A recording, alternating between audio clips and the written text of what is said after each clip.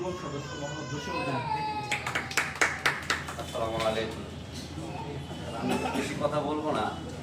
আসলে সংগঠনটা আমি মনে করি আমার সন্তানের মতো, কারণ সন্তানকে যদি ভালোবাসা যায়, এই সংগঠনে যদি আমরা সেভাবে ভালো না বাসি, আমার মনে হয় আমরা আমাদের এই সংগঠনতে ভালো কিছু করা যায় না।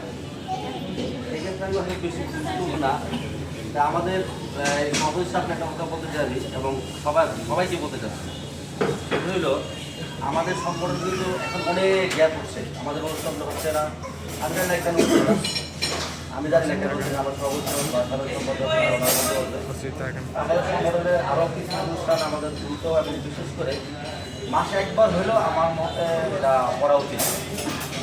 এবং এই অনুষ্ঠানগুলো আমাদের বেশি হলে আমাদের আমাদের অনুষ্ঠানগুলো বেশি হলে সেক্ষেত্রে দেখা যায় আমাদের লোকায়ন বাড়বে, আমাদের সংগঠনের বিভিন্ন কাজগুলো আমরা কীভাবে করবো, কীভাবে করলে ভালো হয়, এটা ভালো হবে সবার থেকে পরামর্শ নিয়ে। সেক্ষেত্রে আমি মনে করি আমাদের সর্বোচ্চ কিছু কথা হওয়া উচিত আমাদের। সে বলে আমার বক্তব্য রাখি। সালাম আলাইকুম। এই পর্যায়ে বক্তব্য রাখার জন্য অনুরোধ করছি কমিটির সম্মানিত শিক্ষা বিষয়ক সম্পাদক আবুল কালাম আজাদ। আসসালামু আলাইকুম। প্রান্তিক সংগঠন বাংলাদেশ সবুজ সমাজ আজকে কেন্দ্রে আমরা সবাই মহৎ উদ্দেশ্য বাস্তবায়ন এবং প্রাণবন্ত করা